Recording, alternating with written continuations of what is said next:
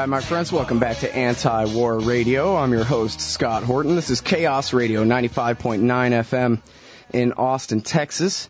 And now let me bring on Eric Margolis, one of the greatest foreign policy correspondents in the whole world. His website is ericmargolis.com. He's a contributing foreign editor for Sun National Media in Canada and for the American Conservative magazine. He's the author of the book War at the Top of the World, and you can often find his articles rerun at LouRockwell.com and at antiwar.com. Welcome to the show, Eric. It's great to be back with you. Yes, it's good to talk to you again. It's been a couple of years, I think. That's right. And now, I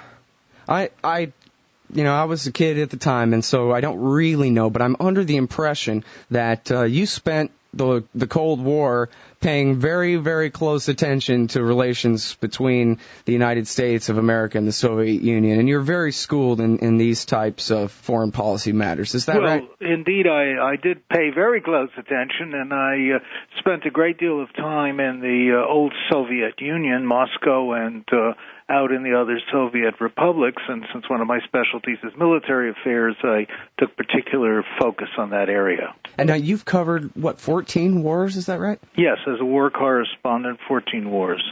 My goodness. I don't guess anybody can see that much war and live through it unless they're a journalist, huh? Well, I've certainly used up 12 of my 9 lives, I can tell you that. I'm showing high mental fatigue at this point. Oh, what kind of fatigue now?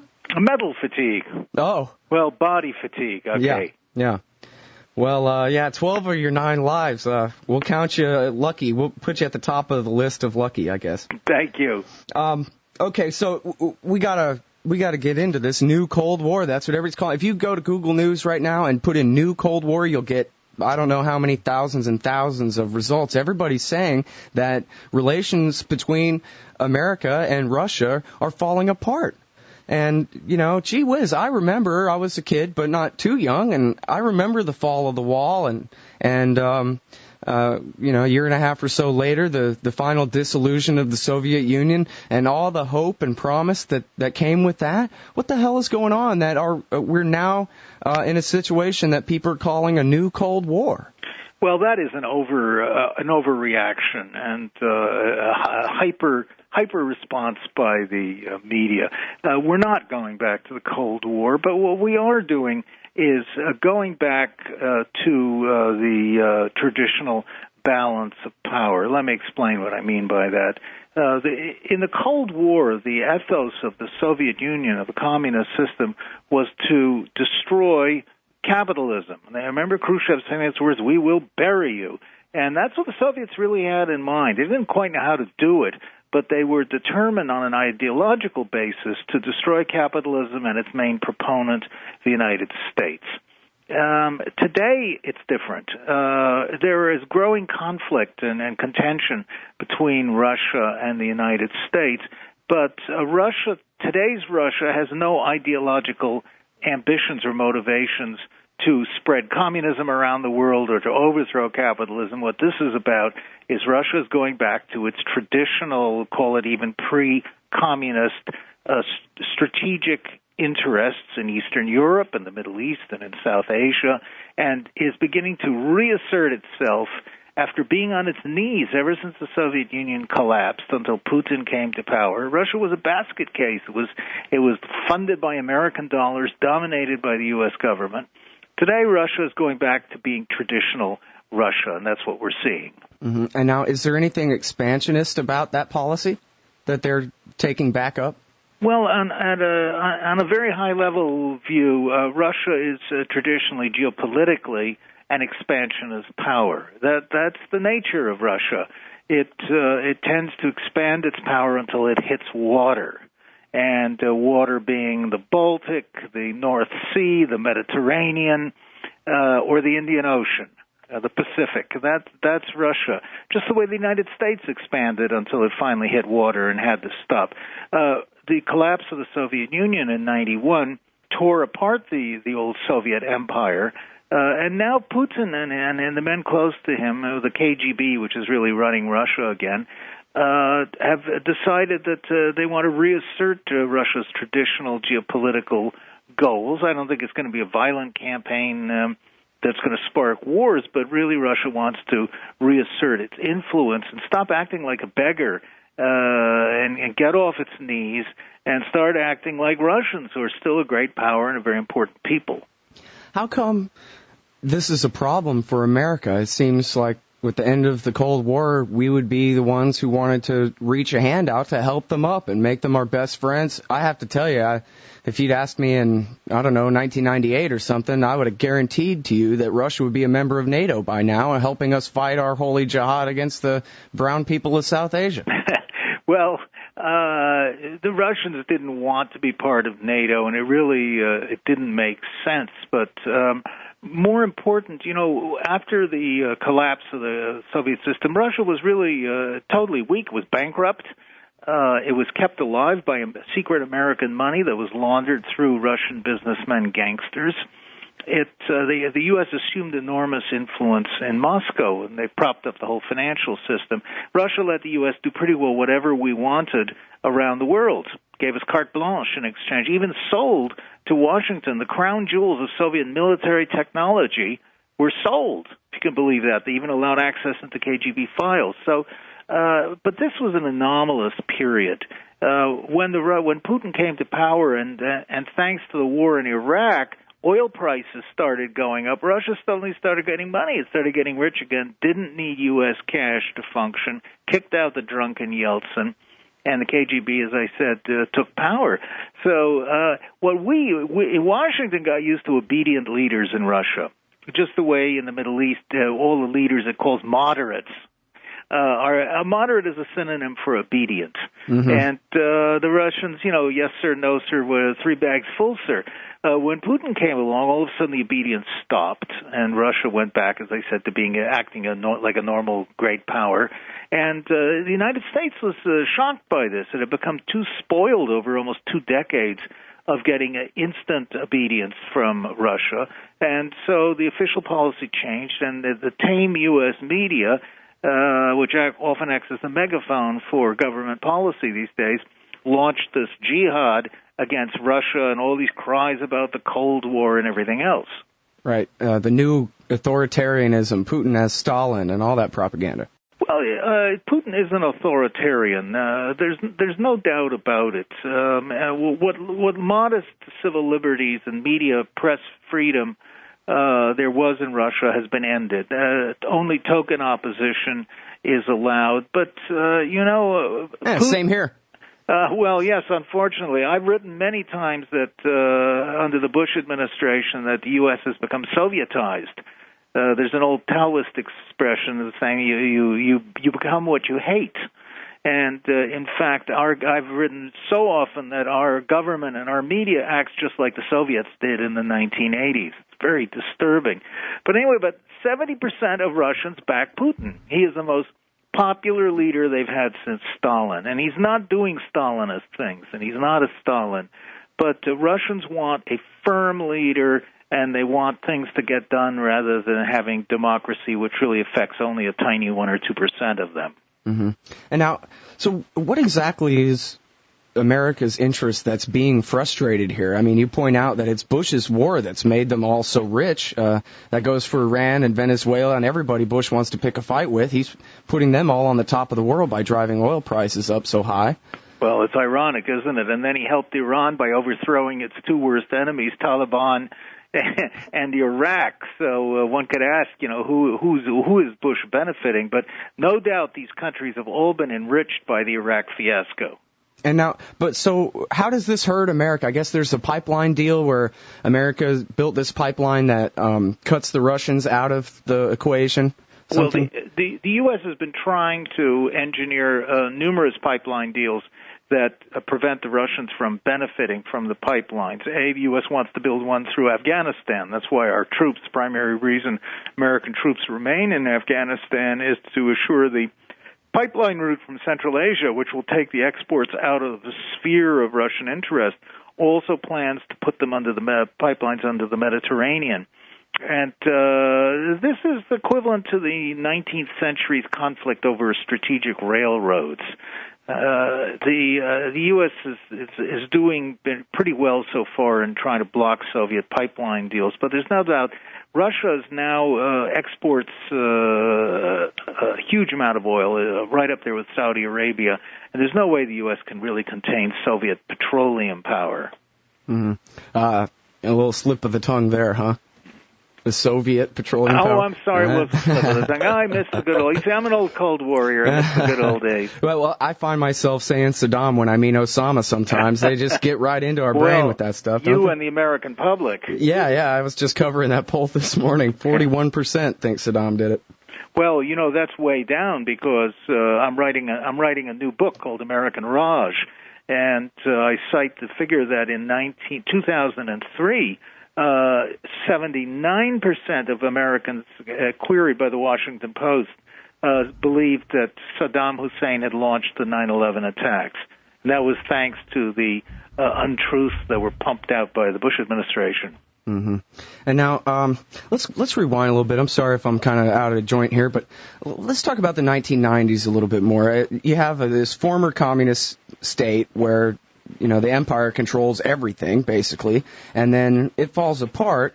And I guess my understanding is that these oligarchs basically came in and former KGB guys mostly, is that right, came in and basically cornered the market and bought up all the real resources and then just looted them. And then I guess my understanding is that Yeltsin let everybody get away with that for all those years through the 1990s, and then that ended with the palace coup d'etat of New Year's Eve, 1999, right? That is correct. When I was in Moscow in the 1980s covering it, I was the first Western journalist who was ever allowed into KGB headquarters at the Lubyanka prison. And I talked to two senior KGB generals, and they told me, and other KGB officers who I got to know well, that the KGB had become completely disgusted with the Communist Party. It was rotten. It was falling apart. It was going to take down Russia. They said, we don't want to go down the drain with the communists. The KGB decided to cut its links with the Communist Party, and its mission was to protect the Communist Party, and to strike out on its own. And it had all the smartest and brightest young men in the Soviet Union. And when did they tell you that? In the late 1980s. Ah. And they said, I remember one general telling me, he said, what we need here in Russia is we need a General Pinochet, referring to Chile's military leader, or to a Park Chung-hee, who was the Korean military dictator who took Korea, a dirt poor agricultural country, and turned it into an industrial giant. We need to make lazy Russians work at gunpoint, was what he told me. And they got one. They got Mr. Putin, a former KGB director, who was a very capable man.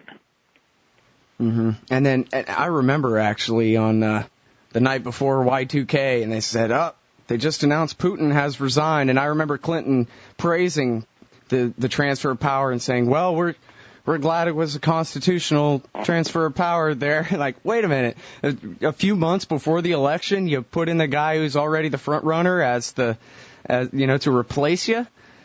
That doesn't quite sound like a constitutional transfer of power. Well, it didn't. And the Clinton administration had a lot of unseemly dealings in Russia, as I said, including money laundering and funding the Yeltsin government and allowing through American banking support that a lot of these shady transactions involving tens of billions of dollars go on. Uh-huh. All right, now let me ask you about all these dead journalists. People are saying, you mentioned that dissent is barely allowed in Russia at all, and there have been journalists who've been killed, and the accusations, of course, are always that Putin's behind it. What do you make of these? Well, the fact is certainly true. The journalists have been killed all along. We've just only noticed this recently with the death of the crusading journalist Anna Politkovskaya, in fact, who I interviewed twice.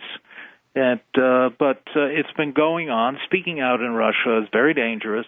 And we don't know who's doing it. My best guess is that it's, members of the old KGB, which have moved into the current security service, the FSB, the KGB replacement, or this sort of demi-monde, as they say in French, this sort of half-world of where crime and government sort of meets. And you have in Russia these companies that are quasi-gangsters, quasi-former intelligence men. They're also, one of these groups is suspected of having murdered the Russian FSB director Alexander Litvinenko. But these are these groups, and they are sort of semi-legalized criminals, privateers, buccaneers, whatever you want to call them. They operate in the shadows, and much of business and banking in Russia uses these people for enforcement, for collection, and protection. Mm-hmm. Yeah, I talked with Larissa Alexandrovna from The Raw Story, and she told me that if you look at, well, for example, the death of Litvinenko and the seeming opposite sides of Putin and his group on one side and Berezovsky and these other criminals on another side, that really this is all just one big network of former KGB gangsters that you really can't differentiate. Maybe there's faction fights within here and there, but basically all we're talking about is, well, like you say, basically where gangsterism and government come together. That's right. That's right. Well, where the ex-intelligence or current intelligence agents make use of these this netherworld of gangsters, semi-official gangsters, to do their dirty work, what the KGB used to call wet affairs. Mm-hmm. And now, I don't know if you know much about this subject, but I had an interview last week with Dr. Gordon Prather about the Nunn-Lugar-Domenici bill and the attempt that was made by actual reasonable people in the American Senate to secure excess fissile material from the Soviet Union when it fell apart, that basically when they took apart their offensive weapons that they moved out of Europe, pulled out of Europe and moved back into Russia, that they took those offensive weapons apart, and that so they had all these fissile cores laying around everywhere, and the Americans were trying to buy them up. Seems to me like, the best policy would have been to offer to buy every nuke that the Russians had, leave them a dozen or something to keep us out. But other than that, there are people all over the world now who say that the biggest danger really is that somebody's going to buy a former Russian nuclear bomb, a former Soviet nuclear bomb on a black market somewhere, and it's going to end up going off in North America or something. Well, this has been a fear, you're right, for a long time. And the late Russian general Alexander Lebed, who was a presidential candidate, one of the more upstanding figures in the Soviet political arena, said in an interview that before he was murdered that there were 100 suitcase bombs, nuclear weapons, missing, unaccounted for. There certainly is a lot of Soviet fissile material missing, and the U.S. was right to be very deeply concerned about this, and this was before 9/11. Most of the pressure then came from Friends of Israel in Congress, who were worried that the Arabs might somehow get hold of a nuclear weapon to use against Israel. Now there's worry, of course, as you say, it might be used against the U.S., but let me tell you, I had to go for a medical test where I was injected with a tiny amount of radioactive thorium or some kind of a radioactive isotope, which they use for X-ray imaging, mm-hmm. and or medical imaging. And 3 days later, I was going down to New York from Toronto, and lights went off at U.S. immigration, and sirens went off, and armed guards came running. And, I had to get doctors' statements saying that I'd been injected with a tiny thing, of radiation 3 days later. So I'm in America, we are looking for radioactive threats for sure. It doesn't mean one couldn't be smuggled across the border. It's not that easy. They have to be shielded, they're heavy, and everybody's looking. Right, and well, I guess a couple of things here. One, I'm glad to know the radiation detectors work. Sounds like they're they work very a little too sensitive. But also, Gordon Prather says there's no such thing as a suitcase nuke. He says the closest thing you could get to a suitcase nuke would be, like, say, the trunk of a Lincoln Town Car nuke. Well, no, I don't agree with him. I have seen pictures, at least, of the Soviet nuclear devices, and they are in a large suitcase, metal suitcase. Really? It's a big suitcase, and it's a heavy one. It's not your overnight bag, but it is in a very small area. Wow. And do you know what kind of bombs those are? Hydrogen bombs, or? I don't. Yeah. Wow, interesting. I would suspect they're probably an atomic weapon. The U.S. had similar weapons, nuclear demolition charges, which were also quite small and which could be used to block mountain passes or blow up bridges. A man-portable weapon. Mm-hmm. In fact, well, it's been years since I've read about this, but I'm sure you probably know all about it one way or another. Reports that during the Cold War that Soviet agents had stashed weapons, not necessarily nuclear weapons, but had stashed weapons all around the United States of America in case of an eventual war. Do you know anything about that? Well, I read reports about that over the years, and it's wonderful stuff of spy novels. Mm-hmm. But to my knowledge, there has never been. None of these weapons have been uncovered. Ironically, the U.S. and its allies and NATO were doing exactly that. They had a secret program called Gladio. Stay behind. And the stay-behind forces, and under which large amounts of caches of arms and explosives were buried all over Western Europe. Some of them fell into the hands of terrorist organizations. But I can tell you one thing. In Edmonton, north of Edmonton in Alberta, in the 1950s, a Ukrainian immigrant came from Russia, settled in Canada, had been sent by KGB as a deep penetration mole. He was a bomb was made available to him in a trunk, and he had kept it in his basement.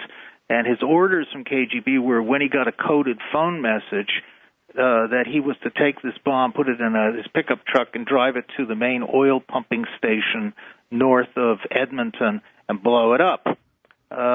He turned himself into the Royal Canadian Mounted Police. This is an absolute a fact, and it's the sole example I know of potential sabotage. And he had been waiting, by the way, for over 25 years when he turned himself in, or 20 years. So if there was this one guy, there must be others. Wow. And now, that wasn't an atomic weapon. No, it was just a conventional explosive, right. Which was designed for sabotage. That's funny. I like that. 25 years later, he goes ahead and turns himself in. The New Onion has a headline, which is Al-Qaeda sleeper cell can't get off its lazy ass. I'm just waiting till the season finale of Grey's Anatomy or whatever, but then I'm going to go carry out my terrorist attack. Shows a picture of big fat terrorist sitting on the couch eating a bag of potato chips. Well, even terrorists get lazy. There could be something to it, or discouraged, or suddenly they may not just be in the mood to face death on that particular day. Right, yeah. Life in America really ain't that bad. And, The Onion, of course, is the satire newspaper there. That was a joke, yeah. Okay, well, let's talk about NATO expansion. The former Warsaw Pact nations, between Germany and Russia, how many of them have now been brought into NATO? Well, the entire Warsaw Pact, that starts with Czechoslovakia and Hungary being the two probably most important members. Poland, very important. Romania, Bulgaria. It's 5 plus the Baltic states, which were not independent at the time. Have I forgotten anybody? I hope not. But those are the 5 big European states that were in the Warsaw Pact. And everybody wondered in those days, in the 80s and the 70s, if the balloon went up and a war became NATO and the Warsaw Pact went to war, whether these guys would fight on the side of the Soviets or immediately turn their guns on the Soviets and defect over to NATO. We didn't know. But now NATO has moved right up to Russia's western borders. Mm-hmm. And what's the point of that? Just to threaten them? First of all, the nations involved believe, as I believe, that Russia's post-communist collapse weakness was temporary, and that one day the Russians would be back full force. The Russian bear would be out there, and that the Russians would again start exerting their influence into Eastern Europe. And the Eastern European states were scared, and with good reason. They were desperate to shelter behind NATO's shield. So for them, this was a great thing, particularly the Baltic states, too. Right. And but primarily Poland and Hungary, who had suffered so much from the Soviets. So they were anxious, and the U.S. just couldn't say no. I personally think it was a major mistake. I think a demilitarized zone should have been created through Middle Europe and Eastern Europe, and I think some of the states in Eastern Europe who are coming into NATO or even the European Union have no business being there, or certainly unready to be members. But nevertheless, it was done rashly, I think. And I say rashly because NATO suddenly assumed the defense of territory which it could not, or at least had not the capability of defending. And it was a major provocation to the Russians, who are, historically and famously very sensitive about their borders, and who already thought that they were being surrounded and isolated by U.S. power. Mm-hmm. It seems like there must be a big level of corruption involved, too, in terms of, like, basically every country that joins NATO gets a giant delivery of American planes and so forth. Well, arms deals figure prominently in this equation because it meant that all these new members of NATO would go out and buy American equipment. Mm-hmm. With American taxpayer dollars. Yeah, in part. And not only equipment, but training programs and industrial equipment and cars and the whole kit and caboodle. But I come back to the point again that militarily, being in the Baltic states or in Romania and Bulgaria really don't give any military advantage to NATO. They're a liability because NATO, while having acquired these territories, has not put military bases in them and has not increased its armed forces and made supply depots in these areas ready to defend these areas in the event of a war. So it's really, in effect, created a liability for itself. Mm-hmm. Well, yeah, I'm not sure if that's good news or bad news. I guess we shouldn't be taking on responsibilities that we can't live up to, but that's, I guess, in a way, it's good that we're not putting bases in there and stuff. But that's a responsibility I don't want to live up to. Well, it's good and it's bad. You're quite right. Yeah. Now, so we got to get to this missile defense thing. George Bush claims that he wants to put defensive missiles in Eastern Europe to protect from Iran. Well,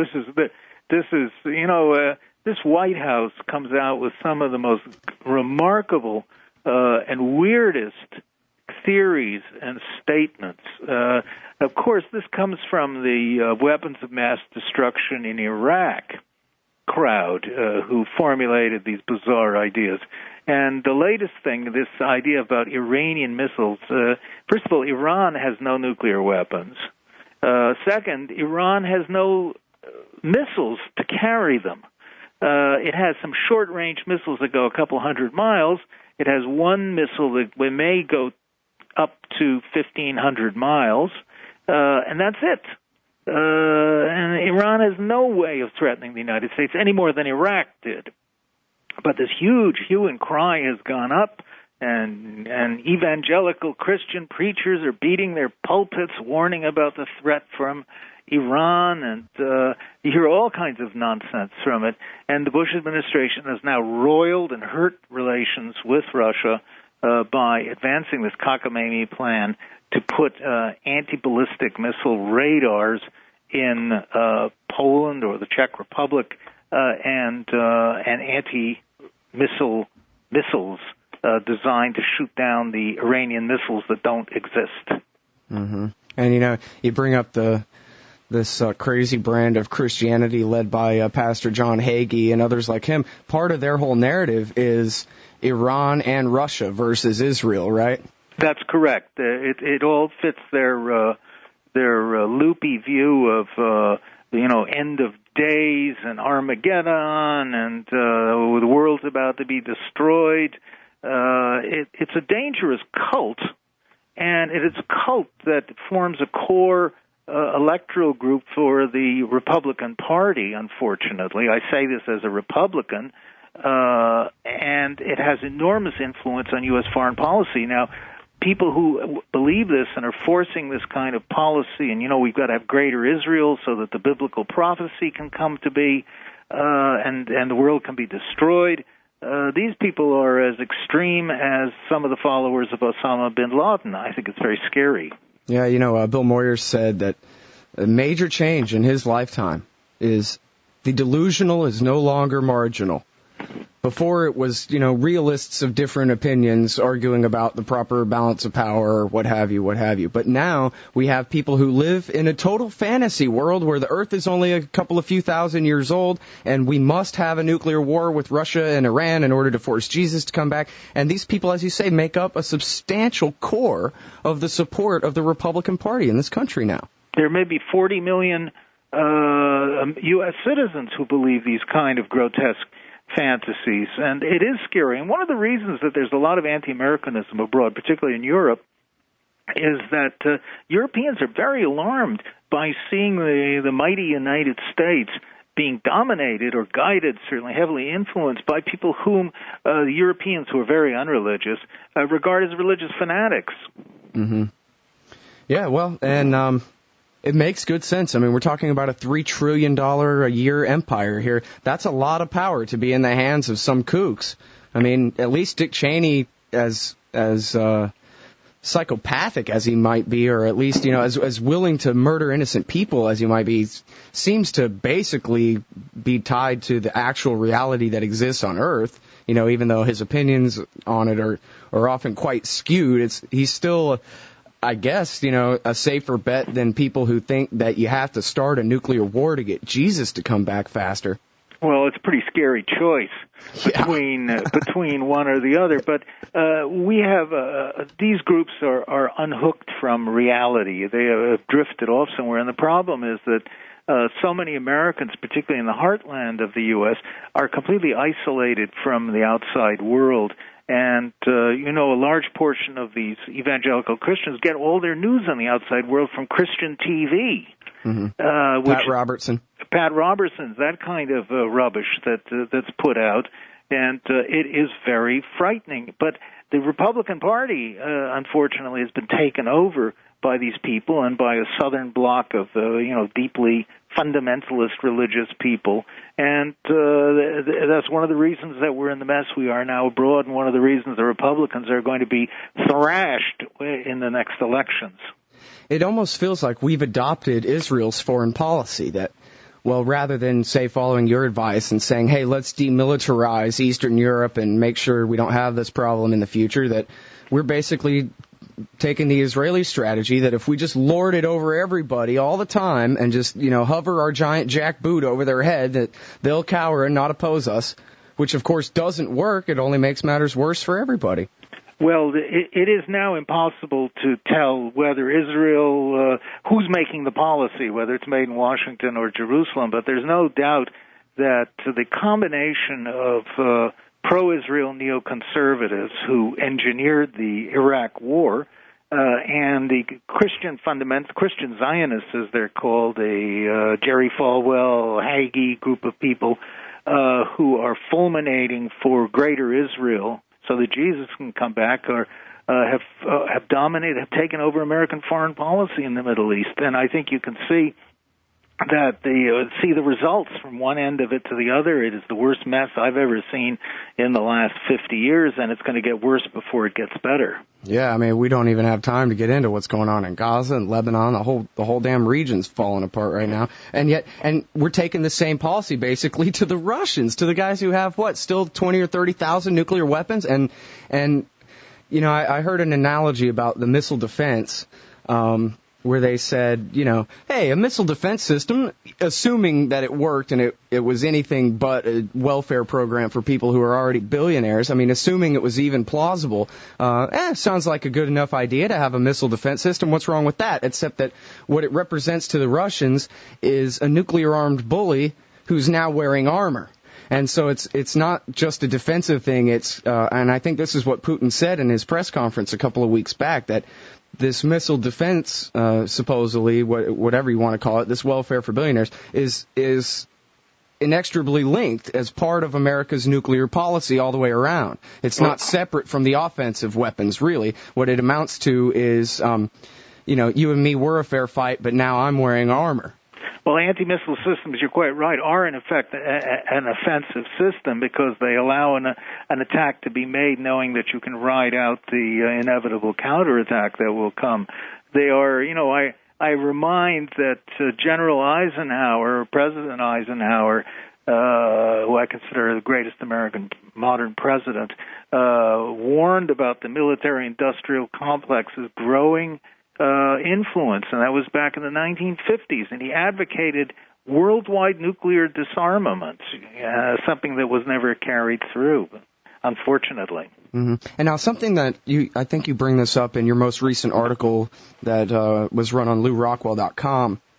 It was about pushing our rivals. I won't call them enemies because they're not my enemies, but pushing our country's rivals together, basically healing the Sino-Soviet split by the way of pushing them together to oppose us.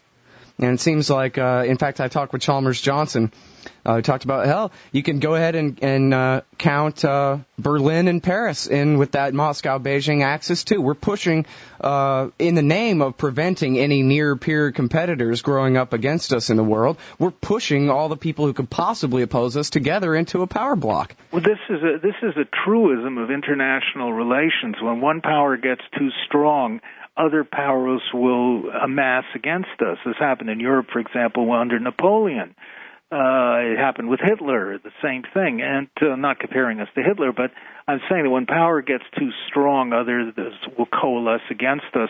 And we've done it. We missed, after the collapse of the Soviet Union, in my view, Washington missed a great opportunity to really lay the foundations for better international cooperation. And instead it adopted this hegemonistic policy that was, and the author of which, by the way, was Paul Wolfowitz, the disgraced head of the World Bank, who was one of the engineers of the Iraq War. And Wolfowitz, back right after the collapse of the Soviet Union, wrote these very important memos saying that we must dominate the whole world militarily and economically, and no power must ever again be allowed to challenge the United States. I mean, this is the neocon power plan, and the result is, it's typical bloody-minded, stupid university professors who don't know anything about the real world. And in fact, what happened is that it resulted in this outpouring of anti-Americanism around the world. Yeah, it absolutely has. And the polls that I've looked at, there was one that came out, I guess, just a month or two ago, where populations all over the world, even my dad did a lot of business in Asia when I was a kid, and talked about how the hard feelings from the World War and from the Korean and Vietnam Wars, they were basically healing over, if not all the way healed over. That, in most of those countries, especially like Japan, they're Buddhists, they don't want to hold a grudge for 3 generations or something. And that a lot of that anti-American sentiment left over from World War II and the Cold War was basically healing over, and yet now we've completely destroyed that too. Iraq isn't anywhere near Asia, and yet, well, you know what I mean, East Asia. The average Joe there is looking at what's going on in Iraq and saying, oh my God, these people are insane. Well, I travel around the world constantly, and I must say that in my entire life, and I'm in my 60s now, in my entire life, I have never seen such virulent anti-Americanism all over the world. It's burning. It's incandescent. It horrifies me. When American travelers start wearing little Canadian maple leaf pins to pretend that they're not Americans, it is ghastly. All the polls, the Pew Research Organization has done some excellent polling in this area, and the results are just horrifying. I mean, that Mr. Osama bin Laden is far more popular than George Bush is a telling indictment. And that most people in the Muslim countries feel now, in recent polls, that America is determined to destroy Islam, which is not the case, but that is the image that has been projected.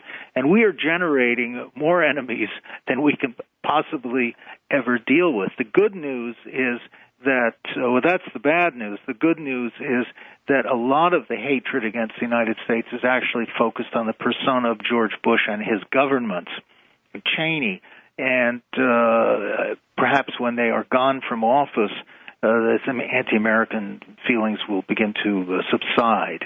Well, let's hope that's true, although looking at the likely candidates to replace him, I'm not too confident.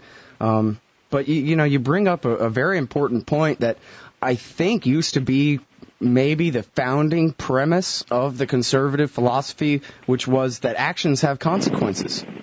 Imagine that. Actions having consequences. You can't just do what you want without engendering hatred. Well, I'm an old-style conservative Republican and an Eisenhower Republican, let me call it that.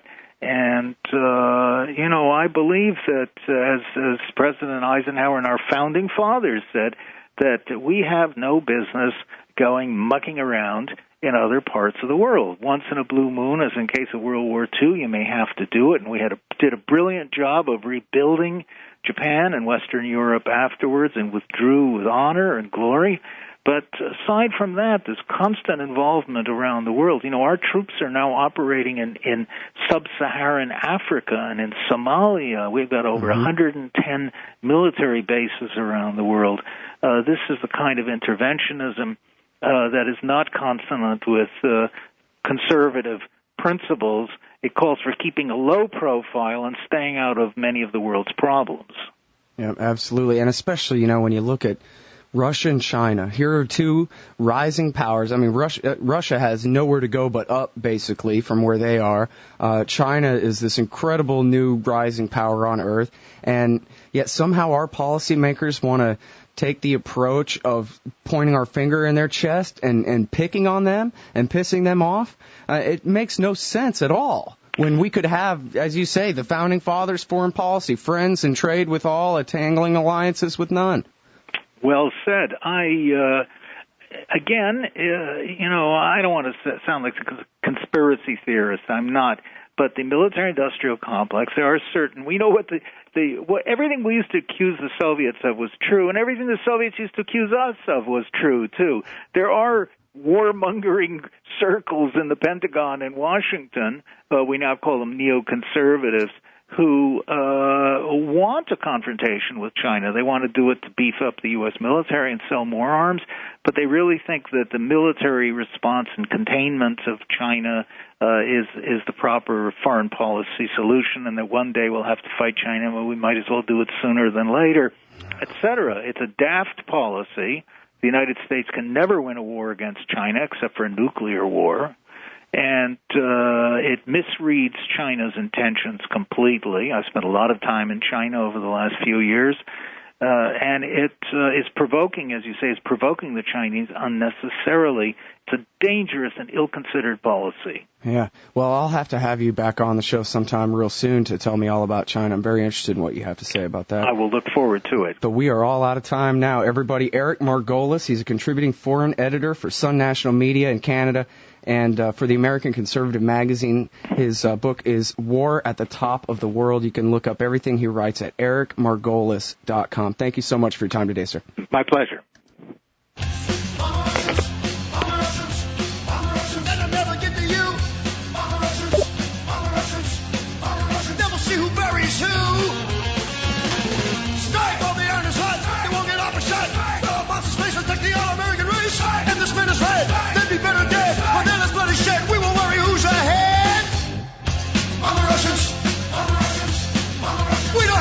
Shit!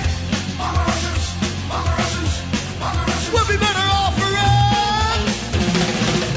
While they're all asleep, kill the commie creeps. They mess with the best, tell the dead I go the rest. Give them one for me, put it on TV. Cause the Duke would do it, he would make it Rooskies stew it!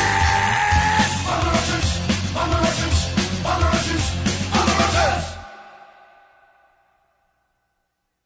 There's an army of 200 million marching down the river Euphrates coming toward the Persian Gulf. There's going to be the meeting of the largest armies in the history of the world. Then there's going to be an invasion that is unplanned for on the charts of all of the dictators of the earth. It's not an invasion from the north or the south or the east or the west. It's an invasion from heaven. And he will establish his kingdom, and of his kingdom there shall be no end. I am telling you, that makes this message one of the most thrilling prophetic messages you've ever heard in your life. You could get raptured out of this building before I get through finished preaching. We are that close. John the Revelator says in Revelation the 19th, and I, John, saw the heavens open, and he that sat upon a white horse was called Faithful and True, and in righteousness doth he judge and make war. And out of his mouth shall go a two-edged sword, with which he shall smite the nations of the earth.